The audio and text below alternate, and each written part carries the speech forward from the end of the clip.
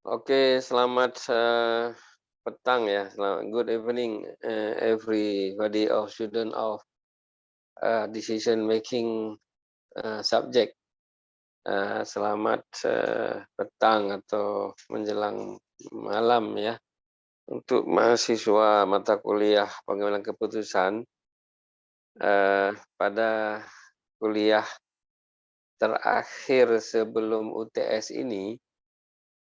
Saya ingin menyampaikan materi tentang pengambilan keputusan berbasis analisis cost benefit ataupun analisis biaya dan manfaat atas sebuah keputusan yang kita ambil.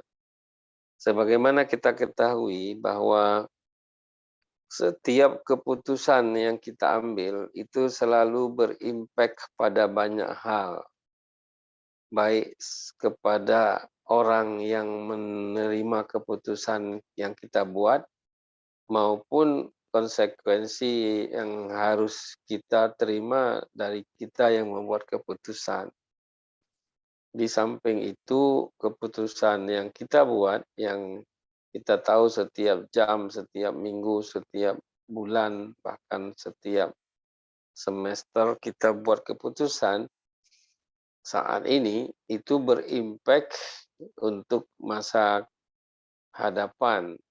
Karena itu, pengambilan keputusan itu memerlukan suatu analisis yang cermat, yang kalau kalian mendengar kuliah Profesor Haidar sebelum ini, dia mengatakan sebaiknya yang terbaik sih kita sebelum mengambil keputusan bisa mengidentifikasi semua yang terkait dengan hal yang berhubungan dengan keputusan yang kita ambil itu 360 derajat.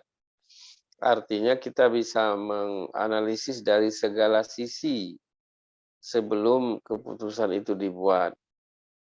Nah, beliau sendiri mengatakan pernah mengambil keputusan pada saat jadi rektor Universiti Teknologi Mara, kampus di Kedah itu kalau nggak salah saya kata waktu itu, atau di Perlis, itu nama provinsi di sana. Itu dia sempat menyesali ada keputusan yang diambil terhadap seseorang atau beberapa orang, tidak dijelaskan jumlahnya waktu itu, ketika dia harus memutuskan mungkin kontrak kerja atau harus memindahkan orang itu atau tidak mempromosikannya karena informasi yang dia peroleh tidak 360 derajat bisa dia lihat secara clear, tapi berdasarkan laporan informasi dari bawahannya ataupun dari rekan kerjanya yang sebenarnya tidak 100% utuh gitu. Dia menyesali itu dia pernah lakukan, itu yang dia cerita malam itu. Nah, persoalannya bagaimana kita bisa mengetahui segala hal yang ingin kita putuskan 360 derajat clear, itu persoalan.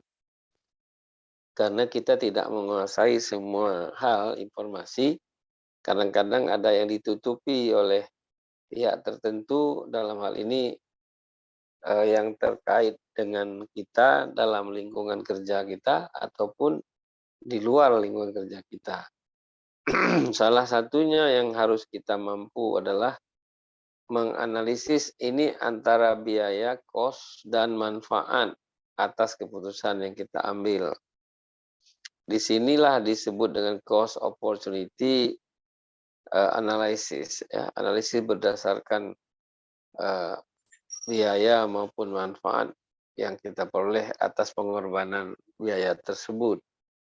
Oleh karena itu penting banget, apalagi kalau keputusan ini menyangkut biaya yang berjumlah miliaran dan dampak atau manfaat yang diperoleh misalnya belum pasti.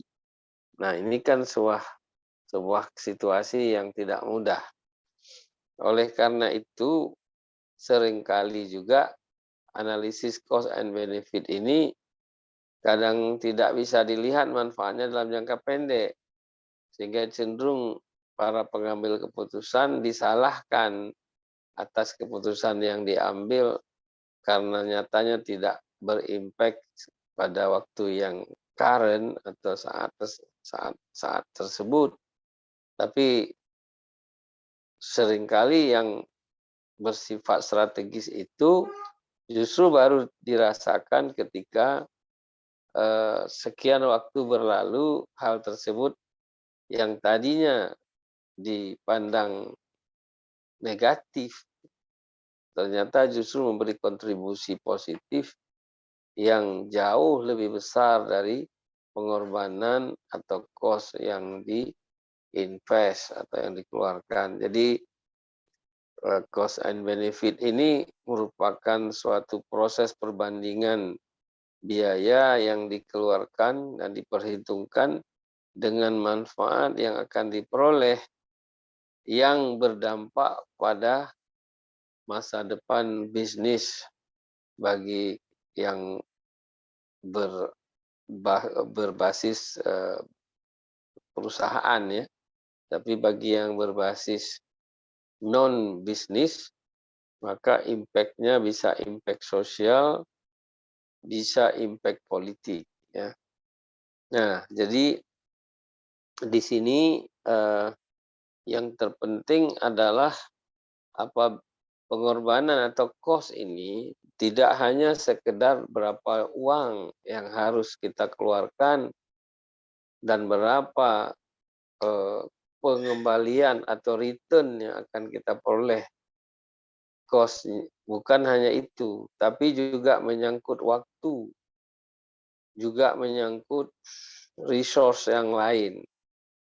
Ya, kita kasih contoh, misalnya Anda yang sekarang kebanyakannya saya tahu bekerja sambil kuliah, tentu waktu Anda memutuskan apakah kuliah saja tidak harus bekerja atau bekerja saja tidak perlu kuliah lagi, ini kan keputusan yang Anda ambil pada awalnya bukan tanpa pertimbangan.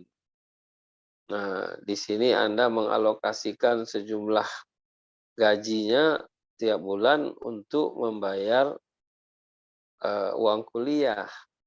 Nah, ini kan yang Anda lakukan ini kan sebuah keputusan jangka panjang, setidaknya 4 tahun bagi yang memang kuliah dan bukan lewat jalur konversi.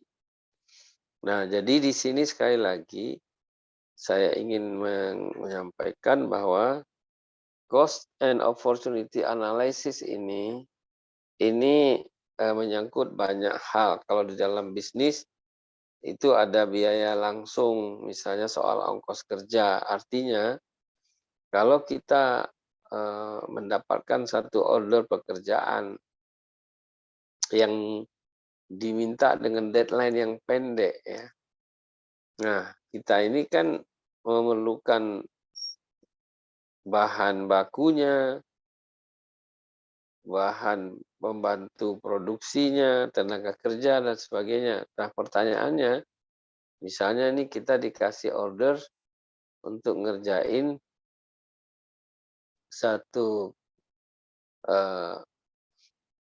pesanan yang harus selesai dalam 2 minggu misalnya. Nah, pertanyaannya apakah dalam 2 minggu ini kita mampu untuk menyelesaikan order ini karena jumlahnya sangat menggiurkan dari segi keuntungan. Tetapi dari segi risiko juga tidak kalah besarnya apabila apa yang diorder tidak persis sesuai dengan apa yang kita produksi. Nah, ini tentu sangat tergantung dari jenis apa yang diorder dan seperti apa bentuk produknya yang kalau dia misalnya bersifat susah untuk didaur ulang atau untuk disesuaikan, ya tentu saja ini berisiko sangat besar. Termasuk syarat-syarat dalam delivery-nya sendiri ya. Nah, kemudian kita juga harus menghitung benar dengan secara cermat setiap detail overhead maupun biaya tidak langsung yang terjadi. Kadangkala kita menghitung sesuatu yang sifatnya normatif aja, padahal ada yang harus kita antisipasi terkait dengan misalnya ini mau lebaran. Biasanya 3 hari barang Jakarta Jawa nyampe, dengan kondisi orang mudik lebih awal misalnya, menyebabkan kendaraan atau truk yang mengantar barang baru sampai 5 hari. Nah, kelebihan 2 hari itu berisiko menambah kos, bahkan mereduksi keuntungan yang sudah diperkirakan sebelumnya. Makanya kondisi eksternal harus diperhitungkan ketika order itu diterima, apakah dia harus diantarkan, delivery maksudnya, atau dia diambil oleh yang memesan. Ini sesuatu yang harus dibicarakan, disepakati sebelum keputusan menerima atau menolak order itu dilakukan. Begitu juga menyangkut keselamatan karyawan dalam mengejar target dengan misalnya kendala waktu yang terbatas. Contohlah, keputusan pemerintah DKI menyelenggarakan Formula E.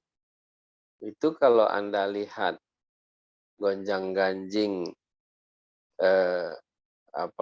rumor dan macam-macam tentang Formula E ini, itu sangat ramai, apalagi telah bersinggungan dengan isu politik DKI 1 ya, yang bernuansa RI 1 ya.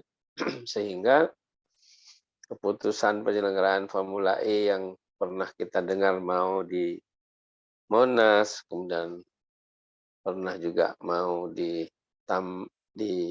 Taman Mini dan sebagainya itu, dan banyak mungkin juga di parkir Timur Senayan dan sebagainya, akhirnya diputuskan di Ancol yang harus dibangun dari awal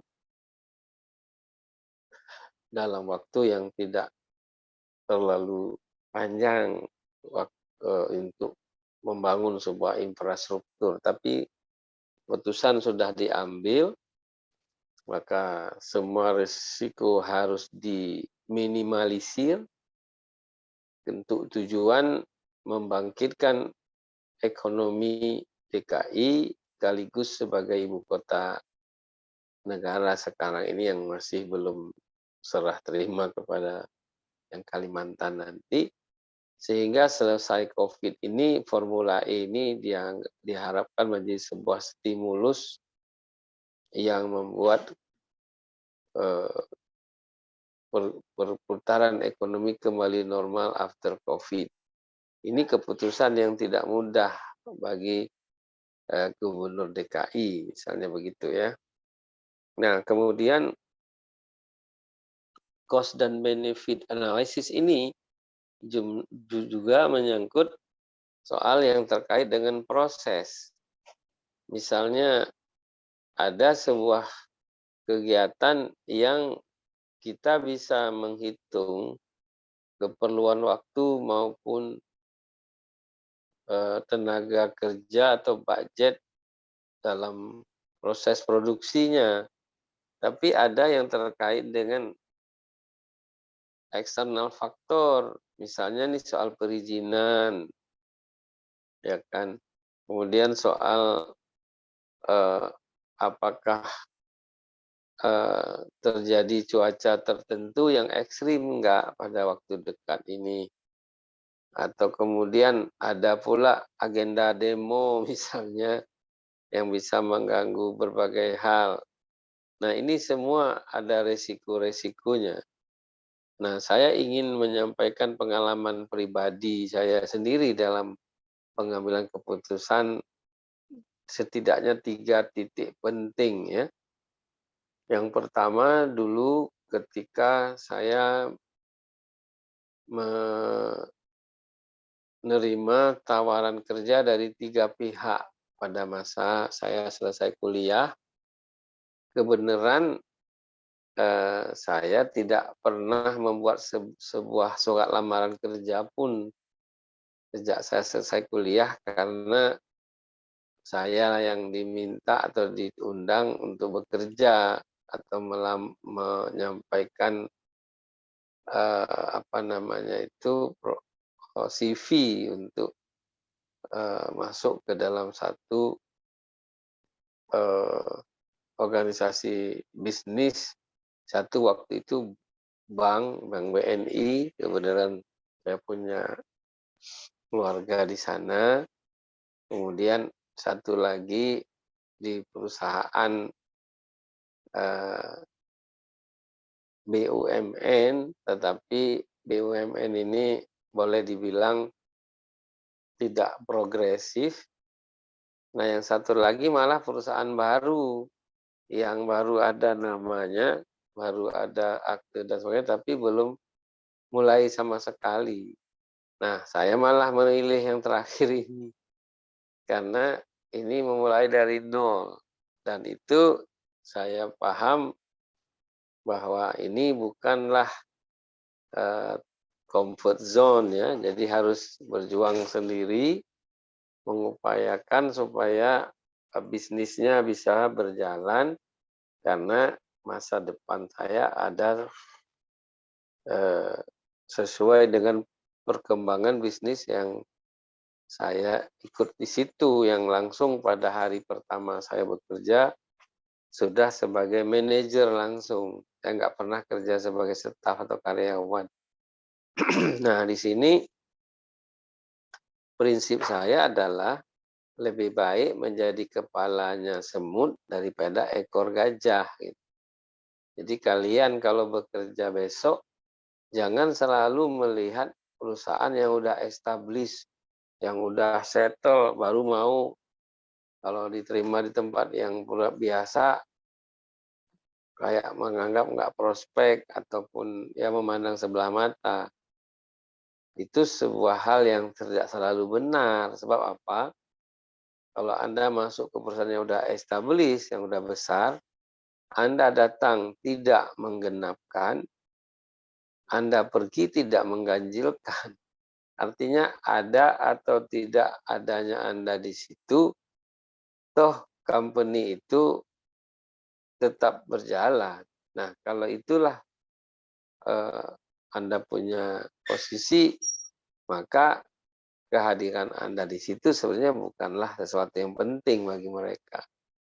Nah, ini pilihan-pilihan kan. Nah, saya mengambil pilihan keputusan yang perusahaan yang baru sama sekali.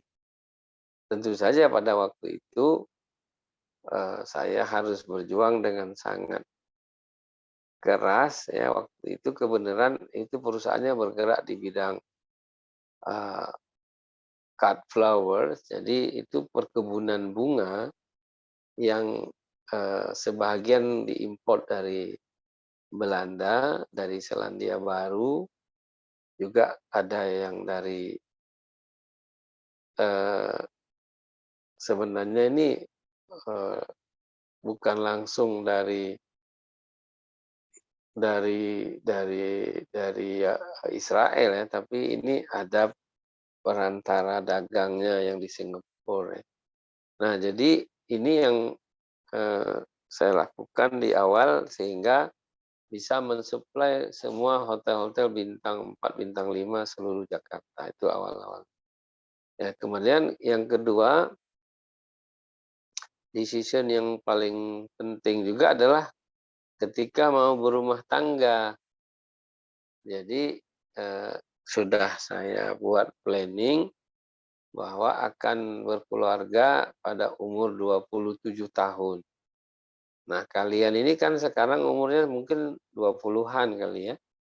Nah, itu keputusannya kan masing-masing harus dibuat tuh, kapan harus mengeksekusi, sebuah proses hidup selain tadi mulai menjadi memulai kerja atau mendapatkan sebuah positioning dalam karir, kemudian dalam keluarga, dan yang ketiga pernah saya lakukan dan sekarang saya tekuni udah lebih 10 tahun adalah move on dari orientasi Jabodetabek ke Jabo Hamasikul, saya bilang begitu. Jabo Hamasikul itu Jakarta, Bangkok, Hanoi, Manila, Singapura, Kuala Lumpur.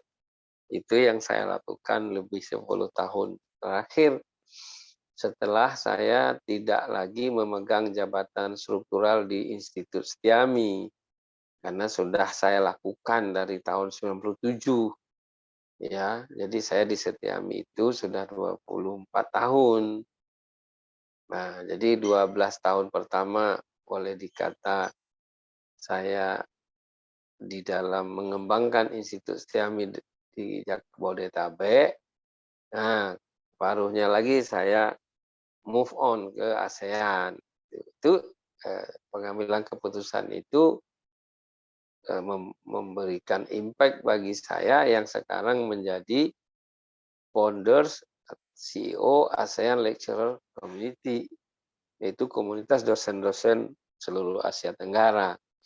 Ini kan putusan 10-12 tahun yang lalu, kan tiba-tiba sekarang.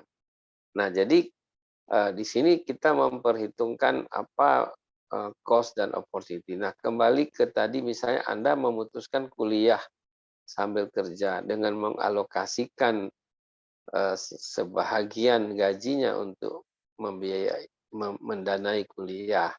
Nah, tapi di sini saya ingin mengklarifikasikan lagi, tolong bedakan cost atau dengan investasi ya, biaya dengan investasi. Yang kalian keluarkan tiap bulan atau tiap semester kuliah ini sebenarnya bukan cost, bukan biaya, tapi investment. Jadi kalian harus bedakan apa itu biaya, apa itu investasi. Saya sering menyampaikan di banyak tempat, biaya itu segala sesuatu yang kalian keluarkan dan itu uang tidak kembali lagi. Misalnya kalian naik taksi, itu biaya transportasi, tidak pernah uang taksi itu kembali kepada kalian. Kalian tidur di hotel, itu biaya akomodasi, tidak pernah uangnya balik lagi kan. Kalian pergi berobat ke rumah sakit, nah itu dana untuk berobat itu tidak pernah kembali. Tapi kalau kalian menggunakan uang itu untuk kuliah, itu bukan biaya, itu investasi. Dia akan kembali kepada kalian dalam bentuk human capital. Artinya selesai jadi sarjana nanti, kalian mendapat apresiasi atas kemampuan keilmuannya maupun capacity building-nya sebagai seorang sarjana. Lain halnya kalau uang itu kalian beli mobil, maka setiap tahun mobil itu berkurang nilainya ketika mau dijual lagi. Itu namanya depresiasi. Sedangkan kalian menginvestasikan untuk ilmu pengetahuan, untuk kemampuan intelektualitas kalian, itu terjadi apresiasi. Itu penambahan nilai yang tadinya kalian hanya digaji misalnya 2-3 juta, setelah jadi sarjana dan mempunyai kapasitas yang lebih tinggi dalam mengambil keputusan, dalam menganalisis, dalam bertanggung jawab, dalam memimpin tim, maka kalian akan mendapatkan income yang lebih besar juga. Itu namanya apresiasi. Nah, karena itu cara menghitung atau menggunakan cost benefit itu pertama harus dibuatkan kerangka analisisnya dulu. Ya, kerangka ini mempunyai bentuk yang berbeda-beda tergantung dari apa luang lingkup yang mau diputuskan, berapa lama waktu yang dibutuhkan, dan ini memakan anggaran berapa besar dan sebagainya. Itu harus diketahui lebih dahulu atau disepakati lebih dahulu ya.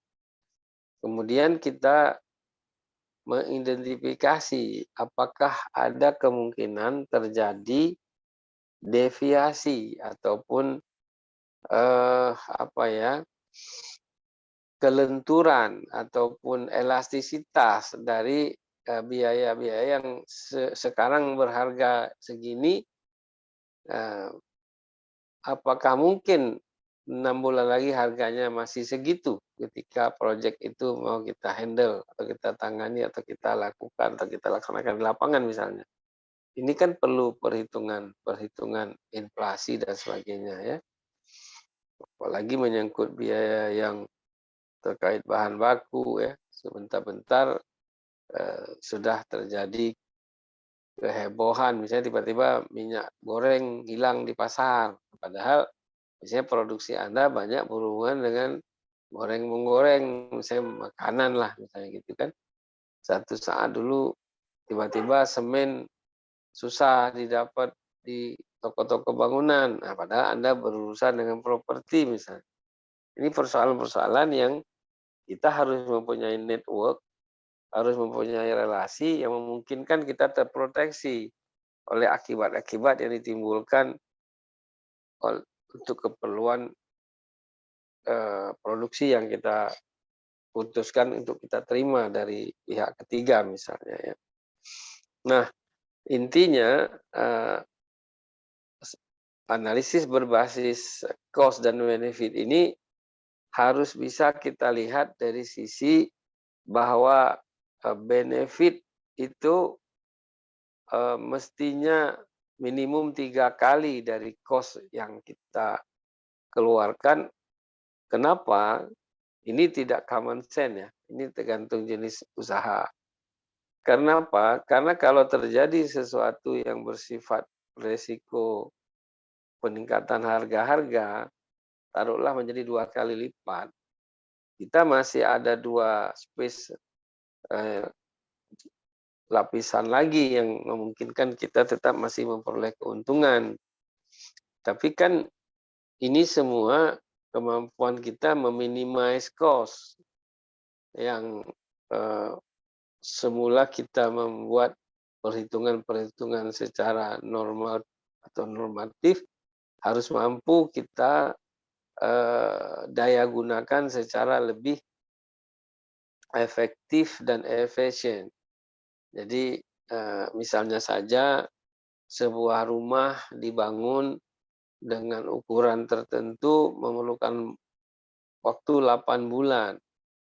Nah, bagaimana caranya kita harus berupaya supaya dia selesai dalam waktu 7 atau 6 bulan dengan kualitas yang tidak jauh berbeda dari yang disepakati, tetapi dengan memanfaatkan alat-alat yang lebih efisien dalam pekerjaan dan memanfaatkan waktu dari pekerja dengan misalnya menggunakan 2 shift dan sebagainya. Itu adalah bagian-bagian strategi teknikal yang sangat terkait dengan kemampuan kita menguasai saran alat maupun membuat tahapan-tahapan kerja. Sehingga semua pihak yang terlibat dengan proyek kita tidak ada idle time di situ, sehingga membuat cost menjadi tidak efektif. Dan akhirnya tentu akan berisiko berkurangnya keuntungan, bahkan bisa jadi sebaliknya menjadi sebuah kerugian karena kekeliruan kita dalam mengantisipasi. Jadi yang terakhir saya kasih contoh, misalnya Anda ditawarkan bekerja di tempat lain dengan posisi lebih baik dan dijanjikan kesejahteraan yang lebih tinggi. Nah, Anda harus berpikir kalau Anda pindah ke sana, sementara Anda udah bekerja sekarang di tempat yang lama 5 tahun atau lebih misalnya, apakah dengan tawaran-tawaran yang menggiurkan tadi, itu membuat Anda akan memperoleh sesuatu yang lebih besar dari yang Anda dapatkan sekarang? Dan apakah lingkungan kerja Anda di sana akan sama comfortable-nya dengan yang sekarang?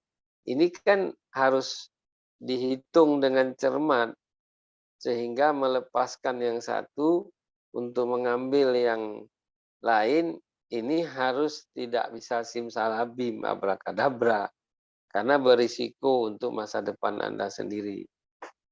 Betapapun saya tidak menganjurkan Anda menjadi penakut dalam mengambil keputusan, karena seorang yang berhasil itu adalah orang yang berani mengambil keputusan dan menghadapi resikonya. Tetapi resiko tentu harus diperhitungkan secara cermat untuk seminimal mungkin hal ini terjadi. Dan sebaliknya, sebesar-besar mungkin manfaat akan diperoleh dengan keputusan itu. Itulah setidaknya ilustrasi terkait dengan cost dan benefit decision. Termasuk pemerintah misalnya Anda tahu membangun tol di banyak tempat infrastruktur, pelabuhan, airport dan mana-mana, banyak orang mengatakan itu menghamburkan uang, bahkan tidak efektif karena banyak yang masih nganggur segala macam. Itu kan pendapat di satu sisi. Pendapat di sisi lain, andai kata yang dibangun sekarang itu dibangun 10 tahun lagi, apakah harga investasi yang dikeluarkan sekarang bisa sama dengan 10 tahun yang akan datang? Atau kalau ini dilakukan 10 tahun yang lalu, apakah tahun lalu tidak lebih murah dari sekarang? Nah, ini cost and opportunity. Jadi tidak bisa membandingkan sesuatu apple to apple sekarang dan akan datang. Ini ada urusannya dengan net present value, dengan nilai uang sekarang dengan yang akan datang. Anda tahu bahwa 10.000 sekarang dengan 10.000 yang lalu beda apa yang bisa kita beli. Begitu juga dengan 10.000 sekarang, di 5 tahun yang akan datang mungkin Anda hanya dapat apa dengan nilai itu. Ini terkait cost and opportunity.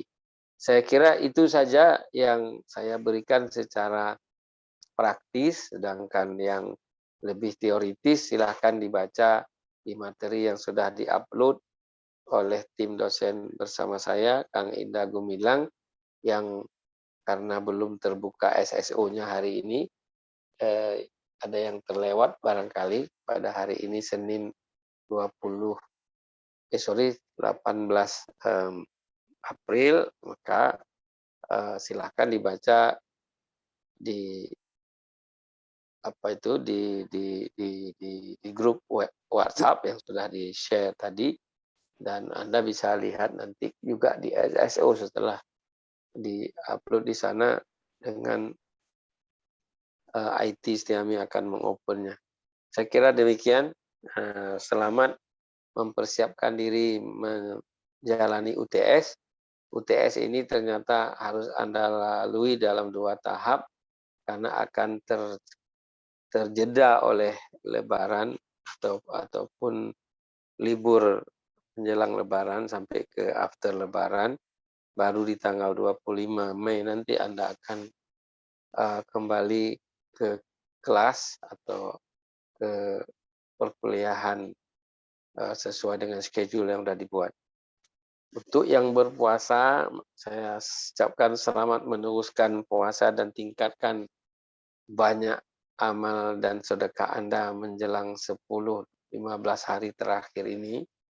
Dan bagi saudara yang berhari raya, saya harapkan Anda menjadi pribadi-pribadi yang kembali kepada fitrah, Idul Fitri, dan tentu saja momentum ini kita ingin menyampaikan takabbalallahu minna wa minkum, mohon maaf lahir batin, dan kepada teman-teman Anda di kelas yang kebenaran bukan beragama Islam, tidak ada salahnya Anda mengirim